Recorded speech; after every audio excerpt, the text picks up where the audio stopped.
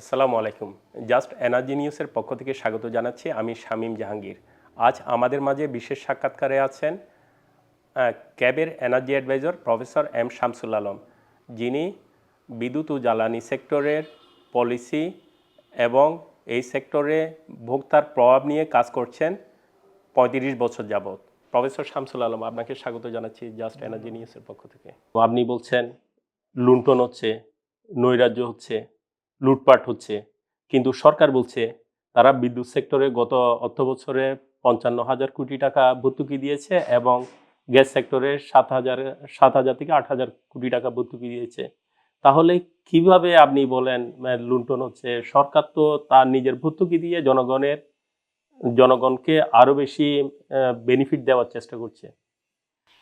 এখন আমি তো সরকারকে সামনে পাচ্ছি না, আপনাকে পাচ্ছি। দীর্ঘদিন আপনি এই সেক্টরে কাজ করছেন, এই সেক্টরে জনবান্ধব ভূমিকা পালন করার কারণে আপনি প্রশংসিত।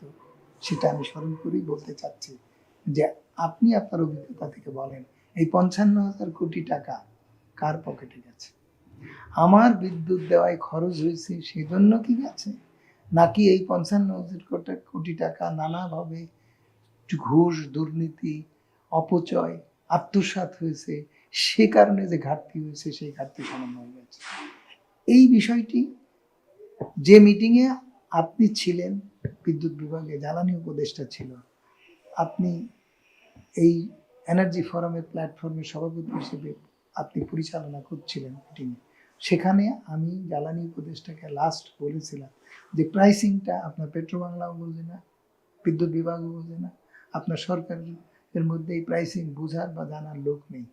এই প্রাইসিংটা আপনি কেন আমাকে করতে দিচ্ছেন না কেন, মনে আছে আপনার? তারপরেও প্রাইসিংটা রিভিউ করে আমরা যে অভিযোগ তুলছি সেই অভিযোগের সদুত্তর দেওয়ার জন্য কেন জ্বালানি উপদেষ্টা ব্যক্তিগতভাবে তিনি সৎ মানুষ হয়ে এটা আমলে নিলেন না? যদি আমি বেঠিক বলে থাকি এবং আমি দায়িত্ব নিয়ে বলেছি যে আমি প্রাইসিং করতে চাই, করে দেখাতে চাই যে কত টাকা অন্যায়ভাবে দুর্নীতির মাধ্যমে আত্মসাৎ করে নিয়ে গেছে পুরা সাপ্লাই চেনে, উৎপাদন পর্যায়ে, আমদানি পর্যায়ে, ডিস্ট্রিবিউশন পর্যায়ে, বিতরণ পর্যায়ে, গ্যাস বলেন, কয়লা বলেন, জ্বালানি তেল বলেন, কিভাবে লুটপাট লুণ্ঠন হচ্ছে তার বিস্তর বিবরণ ১৫ বছর ধরে পত্র পত্রিকায় এসেছে। এর প্রমাণের অভাব নেই, ছড়িয়ে ছিটিয়ে আছে সরকার। যেসব কমিটিগুলো আপনার দিচ্ছে, রিপোর্ট দিচ্ছে, তারাও এই একই কথা, একই সুরে কথা বলতেছে, একই তথ্য পরিবেশন করছে। তারপরে কি করে বলতে পারে সরকারের ন্যূনতম লজ্জাবোধ থাকলে কি বলতে পারে যে ৫৫,০০০ কোটি টাকা যে ঘাটতি হয়েছে সেই ঘাটতির টাকাটা জনগণকে দিতে হবে? যারা লুট করে নিয়ে গেছে তাদের সম্পদ বাজেয়াপ্ত করে নিয়ে সেই আত্মসাতের অর্থ সমন্বয় করতে হবে। সরকার দরকার ওই জন্য, সরকার এই লুণ্ঠন বজায় রাখার জন্য দরকার নেই। সরকার এই লুণ্ঠনের হাত থেকে জনগণকে বাঁচানোর জন্য সরকার দরকার। সরকারের হাতে রাষ্ট্রের সার্বভৌম ক্ষমতা জনগণ এই কারণে দিয়ে থাকে। এই সরকার প্রমাণ করলো যে, আগের সরকার প্রমাণ করেছে যে তারা সরকারে আসছে লুণ্ঠন করার জন্য, আর এই সরকার প্রমাণ করলো যে তারা সরকারে আসছে এই লুণ্ঠনের ধারাবাহিকতা রক্ষা করার জন্য। তাহলে এই ৫৫,০০০ কোটি টাকা তাদেরকে সমন্বয় করতে হবে, কারণ লুণ্ঠনের ধারাবাহিকতা রক্ষা করতে হবে।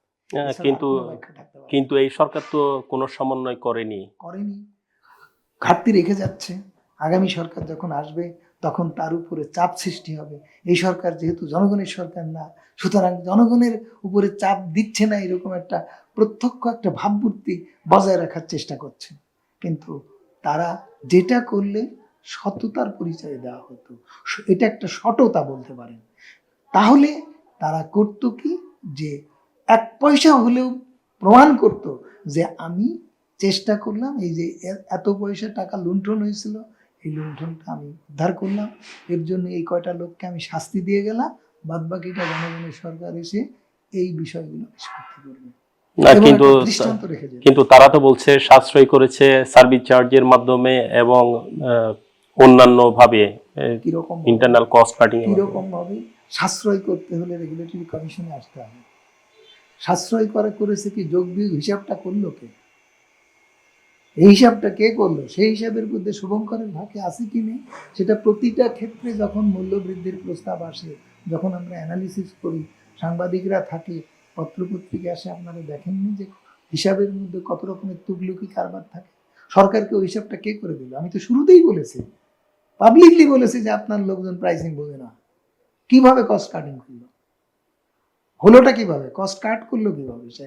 আর কস্ট কাট করলো যেখানে কোনো কিছু বাড়েনি, কেউ কিছু, সবই আপনার জ্বালানি তেলের দাম, কয়লার দাম তো কমেছে, এখন তো আরো কম। তাহলে কি করে 11 টাকা আপনার 85 পয়সা বা মানে প্রায় কম বেশি 12 টাকা মূল্য কি করে পড়ে, যেটা 22 সালেও তাই ছিল? তাহলে কস্ট কাটিং কি করে হলো? তখন তো 35,000 কোটি টাকা লস ছিল বিদ্যুতে, জ্বালানিতে 18,000 কোটি টাকা ছিল, সেখানে সমন্বয় হয়ে গেছিল প্রায় 12,000 কোটি টাকা। আবারও গ্যাসের দাম বাড়ায় সমন্বয় করেছে, তাহলে কি করে 55,000 কোটি টাকা? তাহলে আপনি বলতে যাচ্ছেন সামনের দিনগুলোতে জনগণের অথবা ভোক্তাদের কোনো প্রকার রেমিডি নেই বিদ্যুৎ জ্বালানি দাম বৃদ্ধি? আমি মনে করি না। মানুষ তো যে পরিস্থিতি তৈরি হয়েছে তাতে মানুষের মরণ ফাঁদ তৈরি হয়েছে। তা মানুষ তো বসে মারা যাবে না। যারা এইভাবে লুণ্ঠন করেছে তারা তো চিহ্নিত, তারা দেশে থাকুক বিদেশে থাকুক যেখানে থাকুক, এই লুণ্ঠনের অর্থ পরিশোধ তাদের করতেই হবে। এবং তাদের অর্থ, আত্মসাৎকৃত অর্থ তাদের কাছ থেকে সরকারকে আদায় করতে হবে। মানুষের কাছ থেকে আদায় করে সেইটা সমন্বয় করা, উসুল করা, যে নীতি আগে সরকার গ্রহণ করে তাকে উৎখাত হতে হয়েছিল, যেটা ধারাবাহিকতা রক্ষা করার কারণে আজকের সরকারকে এরকম ধরনের সমালোচনা এবং নিন্দিত হতে হচ্ছে, আগামী দিনের সরকার সেই ধারাবাহিকতা রক্ষা করে এটা সমাধানের পথে হাঁটলে তারা ভয়ঙ্কর রকমের বিপদে দেশকে ফেলবে, সরকার হিসেবে তারাও ফেলবে। তাহলে আপনার যেটা বলছিলেন, এই যে জনগণের কিভাবে বিদ্যুতের মূল্য সমন্বয় করলে জনগণ বিদ্যুৎ জ্বালানি সমন্বয়ের ব্যাপারটি প্রথমেই তো আমি আপনাকে বলেছি যে সরকার আজ থেকে 25 বছর আগে, 30 বছর আগে, 35 বছর আগে এই খাত সেবা খাত থেকে বাণিজ্যিক খাতে নিয়ে এসছে, আবার বাণিজ্যিক খাত থেকে সেবা খাতে নিতে হবে। এবং নতুন সরকার এসে প্রথমেই প্রমাণ করতে হবে যে আমি সরকার এ খাত দিয়ে জনগণকে আমি সেবা করতে চাই, এ খাত দিয়ে সরকার ব্যবসা করতে চাই। কিন্তু আইএমএফ তো বলছে 3 বছরের মূল্য সমন্বয় না করলে ধাপে ধাপে মূল্য সমন্বয় করতে হবে, তা না হলে আইএমএফ তাদেরকে বাজেটারি সাপোর্ট দিবে না। তাহলে কিভাবে আইএমএফ কি দেয়? এক নম্বর, যে এই সরকার যখন আর্থিক দুর্বিপাকে পড়েছে, $3 বিলিয়ন না $4 বিলিয়ন, $4.5 বিলিয়ন পেয়েছে, লোন পেয়েছে, কনসেশনাল লোন, এবং যে লোন কিস্তিতে পরিশোধ করতেছে, যে লোনের কন্ডিশন মিট আপ করতেছে, শর্ত কমপ্লায়েন্স ইনশিওর করতে, যে অর্থনীতিকে দেউলিয়া করে ফেলেছে সরকার। আগের সরকারও দেউলিয়া করে গেছে, এ সরকারও দেউলিয়া করে ফেলেছে। সুতরাং সেই পথেই কি আগামী সরকার, জনপ্রতিনিধিত্বকারী সরকার সেই পথেই অবলম্বন করবে, নাকি এই দেশের উপযোগী, অর্থনীতির উপযোগী যে ব্যবস্থা নেওয়া সেটা নিতে হবে? তাহলে ট্যারিফ নির্ধারণ প্রক্রিয়ায় কিভাবে স্বচ্ছতা আরো বাড়ানো যায় বলে আপনি মনে প্রথম করেন? প্রশ্ন হচ্ছে যে রেগুলেটরি কমিশনকে স্বচ্ছভাবে ট্যারিফ নির্ধারণ প্রক্রিয়ায় আসতে হবে এবং ব্যয় যৌক্তিক করতে হবে। ব্যয় যৌক্তিক করে এবং উদ্বৃত্তর যে জ্বালানি উৎপাদন ক্ষমতা বেড়েছে সেই সমস্ত ক্ষমতাধারী পাওয়ার প্ল্যান্টগুলো অবৈধ উপায়ে যে লাইসেন্স দেওয়া হয়েছে, যে বিনিয়োগ করা হয়েছে, সেই সমস্ত চুক্তি বাতিল করতে হবে। এই বাতিল করার জায়গাটা ভেরি ক্লিয়ার, কারণ যে 2 ক এবং খ আওতায় প্রোটেকশন দিয়েছে এই যে দ্রুত বিদ্যুৎ ও জ্বালানি সরবরাহ আইন বাতিল করে যে অধ্যাদেশ 2024 সালে জারি করেছে, তার 2 ক এবং খ অনুচ্ছেদ বাতিল করার জন্য ক্যাব আদালতে গেছে মামলা নিয়ে। সেই মামলা নিষ্পত্তি করলে ওই 2 ক ধারা বাতিল হলে যে ওর আওতায় যে সমস্ত লাইসেন্স দেওয়া হয়েছে সব লাইসেন্স এবং চুক্তি বাতিল হয়ে যাবে। বাতিল হয়ে গেলে সরকার তখন বাছাই করে ওই সমস্ত পাওয়ার প্ল্যান্টের সঙ্গে নতুনভাবে চুক্তি করবে, এবং অথবা যেগুলো একেবারেই দুর্নীতি হয়েছে, অন্যায় অযৌক্তিক হয়েছে, যার মধ্যে ন্যায্যতা নেই, সেগুলোকে বের করে দেবে। ব্যাস, শেষ হয়ে গেল। আগে যাচাই করে তিনটা জিনিস সরকারকে প্রথমেই করতে হবে। সরকার ক্ষমতা গ্রহণ করার 24 ঘন্টার মধ্যে সরকারকে ঘোষণা দিতে হবে জ্বালানি এবং বিদ্যুৎ খাতে সরকার ব্যবসা করবে না, সরকার সেবা করবে কস্ট প্রাইস বা শেষ। এই আদলে সমস্ত প্রাইসিং সমস্ত ব্যয় ট্যায় সরকারি কোম্পানিগুলো সব রিভিউ করবে, করে রিস্ট্রাকচারিং করবে, প্রাইসিং সব রিস্ট্রাকচারিং করবে, রিভিউ করে পুনর্নির্ধারণ করবে। তাতে একটা বড় রকমের ব্যয় সাশ্রয় হবে। এবার আসেন যে সমস্ত পাওয়ার প্ল্যান্ট দরকার নাই আছে, সেটা ক্যাবের এই মামলাটা নিষ্পত্তি করবে। যেমন নাইকো চুক্তি বাতিল করেছিলাম আমরা, যে হাইকোর্ট থেকে, এবং সরকারকে বড় ধরনের ক্ষতিপূরণের হাত থেকে বাঁচিয়েছিলাম। উল্টা নাইকোর কাছ থেকে $1 বিলিয়ন ক্ষতিপূরণ আদায় করার সরকার সুযোগ তৈরি করেছে। তেমন সুযোগ আমরা হাইকোর্টে মামলা করে সরকারের জন্য তৈরি করে রেখেছি আগামী সরকারের জন্য। আগামী সরকার এসে সেই সুযোগটা গ্রহণ করবে, এবং সেইটা মামলা আমরা জনস্বার্থে যে মামলা যায়, জনগণের অধিকার খর্ব হলে আইন তার বিরুদ্ধে যায় না।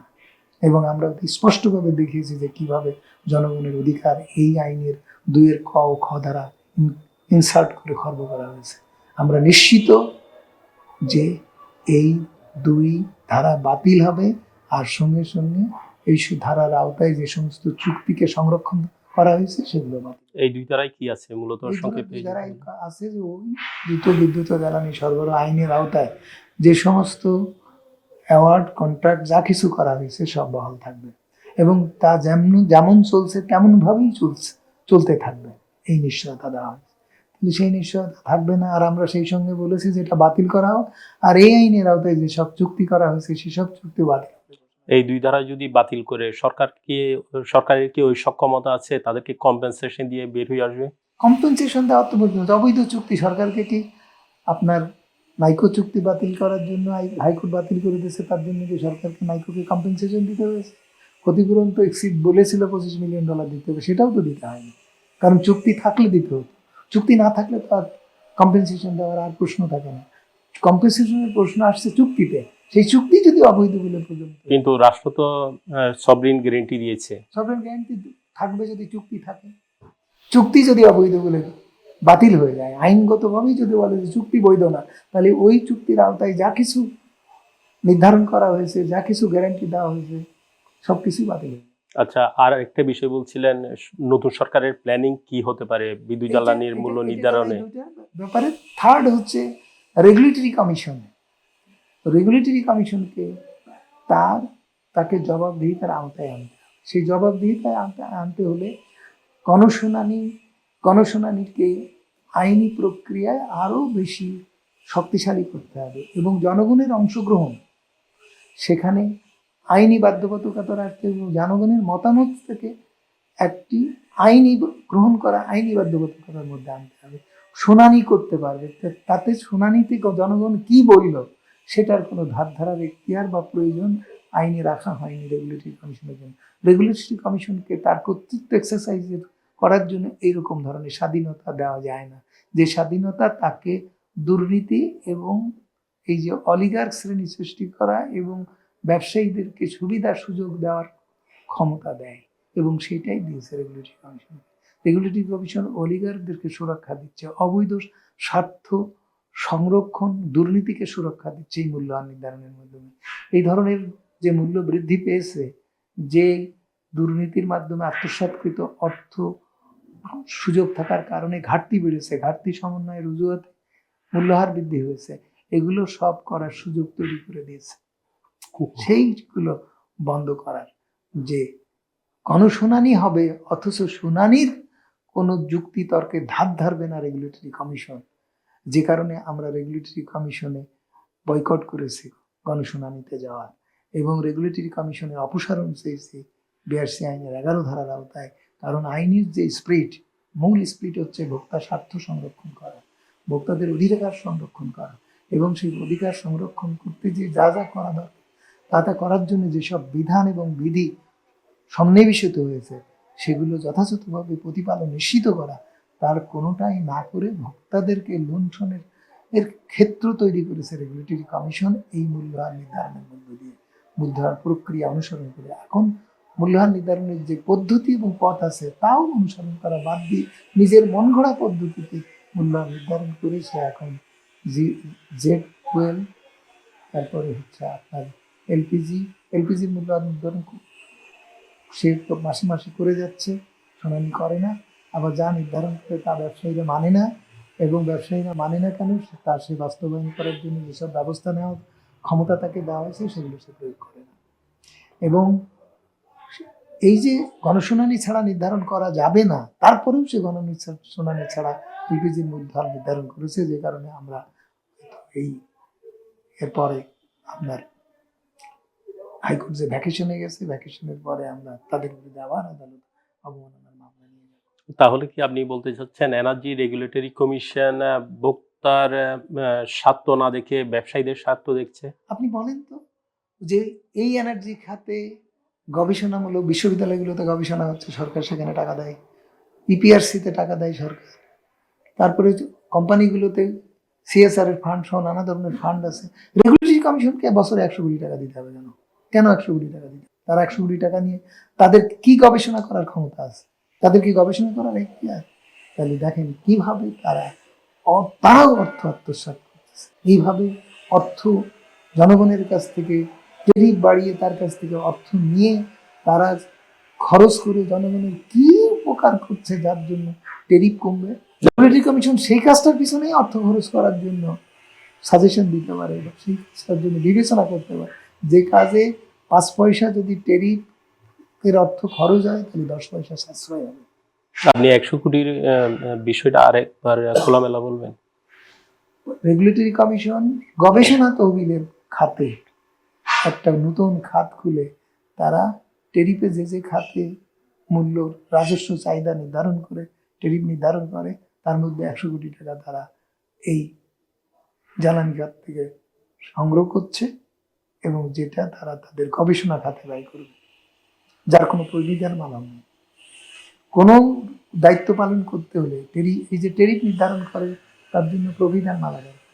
এই প্রবিধান মালার কথাই বলি, মূল্যহার নির্ধারণ হলো প্রবিধানমালা দ্বারা নির্ধারিত পদ্ধতি। এই তরল জ্বালানির প্রবিধানমালা 2012 সাল থেকে তৈরি করা হয়েছে, এটা গেজেটে নোটিফিকেশন করে কার্যকর করা হয়নি, এবং এই অজুহাতে তারা এলপিজির দাম নির্ধারণ করতো না। হাইকোর্ট বাধ্য করেছে নির্ধারণ করতে। জ্বালানি তেলের দাম নির্ধারণ করত সরকার। তারপরে যখন কোর্টে আমরা কেস কালাম নিয়ে আগাতে শুরু করলাম, চাপ দেওয়া শুরু করলাম, তখন তারা আইন পরিবর্তন করে নিল, যা রেগুলেটরি কমিশনের আইন পরিবর্তন করে বললো যে যতদিন পর্যন্ত এই প্রবিধানমালা তৈরি না করবে ততদিন পর্যন্ত যেসব জ্বালানি মূল্যহার নির্ধারণ করবে সরকার। কিন্তু ওয়ার্ল্ড ওয়াইড এই জায়গাটা তারা করলো, করার পরে আসলো ফিরে এসে সরকার জ্বালানি তেলের নাম নির্ধারণের ক্ষমতা নিয়েছিল, বিদ্যুৎ সহ গ্যাস সব কিছুরই তো নিয়েছিল, সেইটা বাতিল করলেই সরকার। কিন্তু প্রবিধানমালা ছাড়া যে জ্বালানি তেলের দাম নির্ধারণ করার ক্ষমতা লিখে নিল, সেটা বাতিল করলো না। তাহলে আপনি কি করবেন? এই অবস্থায় এই সরকারের মধ্যে একটা সততা কাজ করছে আগের সরকারের মতোই। এই কাজটা যে সরকার করেছে, এটাকে সততা আর বহিঃপ্রকাশ বলবেন না সততার বহিঃপ্রকাশ বলবেন, এই কথাটা তো কিন্তু আমাদের পরিষ্কার হতে হবে। জনাব আলম, ওয়ার্ল্ড ওয়াইড বিভিন্ন প্রতিষ্ঠান তাদের মোট ব্যয়ের প্রায় 50%-এর উপরে রাখে গবেষণা এবং উন্নয়ন। সো এনার্জি রেগুলেটরি কমিশন নতুন একটা খাত তৈরি করছে, এই ক্ষেত্রে হয়তোবা তাদের নতুন উদ্ভাবনীর কিছু বের হয়ে আসতে পারে। আপনি এটাকে বিরোধিতা করছেন কেন?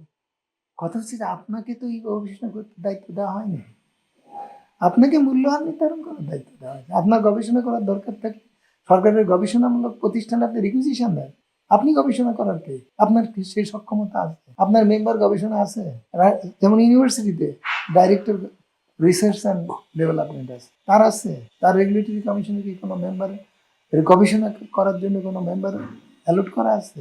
তার কোনো ধারায় কোন ধারা বলে সে গবেষণা করতে পারবে, এই ক্ষমতা তাকে দেওয়া হয়েছে আইনে, সেটা বলা আছে। যে তার যে ক্ষমতা দেওয়া হয়নি, সেই ক্ষমতা উপযাচক হয়ে নাক বাড়ায় নিতে নেওয়া, এবং সেই জন্য জনগণকে আবার বাড়তি ট্যাক্সেশন দেওয়া। গবেষণামূলক তহবিল আসবে প্রফিট থেকে, কোম্পানিগুলো প্রফিট থেকে, গবেষণার জন্য আলাদা পয়সা নেওয়ার তো দরকার নেই। সিএসআর এর ফান্ড হাজার হাজার কোটি টাকা পড়ে আছে, সেসব টাকা কোথায় কিভাবে ব্যবহার হয় আপনি দেখবেন। বড়পুকুরিয়া সিএসআর এর ফান্ডের টাকা কোথায় কোন জায়গায় মসজিদ তৈরি করতে ব্যবহার করা হয়েছে, বড়পুকুরিয়া কোথায় আর ফেনী কোথায়, সেই জায়গাটার ক্যাবের যদি তদন্ত রিপোর্ট দেখেন যে সিএসআর এর ফান্ডের টাকা কিভাবে তছরূপ হয়েছে, যে বাংলাদেশের জ্বালানি খাতের টাকা এইভাবে তছরূপ হয়, গবেষণার জন্য টাকা যায় না। আর রেগুলেটরি কমিশনকে গবেষণার জন্য টাকা আবার আলাদাভাবে দিতে হবে। গবেষণামূলক প্রস্তাব যথাযথভাবে ইপিআরসিতে আসে না। ইপিআরসি নতুন ইপিআরসি আসার পরে তারা কিছুটা উদ্যোগ নিয়েছে। আগের ইপিআরসির খোঁজ নেন, আমি জিজ্ঞেস করেছিলাম যে আগে কি কি রিপোর্ট আছে, কিচ্ছু নেই। তাহলে কনজিউমার অ্যাসোসিয়েশন অফ বাংলাদেশ ক্যাবকে এইভাবে বয়কট করতে থাকবে তাদের অনিয়মের কারণে? না, তাহলে বয়কট করতে থাকবে। সরকারকে কয়েকদিন আগে যে আমরা আলটিমেটাম দিয়ে এসছে, আমরা এরপরেই তাদের অপসারণের জন্য আমরা আদালতে যাব যদি সরকার নীরবতা পালন করে। এই সরকার যে দুর্নীতিকে প্রশ্রয় দেয়, আমরা আদালতে যদি কোনো একটা লোক যে একটা অ্যাপ্লিকেশন দেয়, সেই অ্যাপ্লিকেশন আদালত তাৎক্ষণিকভাবে হিয়ারিং করে এবং প্রথাগতভাবে পদ্ধতিগতভাবে হিয়ারিং লিস্টে এনে সেগুলো হিয়ারিং করে আমলে নেয়, না হলে রিজেক্ট করে, অর্থাৎ নিষ্পত্তি করে। সরকারের কাছে, রাষ্ট্রপতির কাছে আমরা অ্যাপ্লিকেশন দিয়েছি রেগুলেটরি কমিশনের অপসারণের জন্য আইনি বিধান মেনে। সেটা তো শাসন বিভাগকে সেটা নিষ্পত্তি করতে হবে। শাসন বিভাগ যদি নিষ্ক্রিয় থাকে, আইন বিভাগ বিচার সেটা করবে।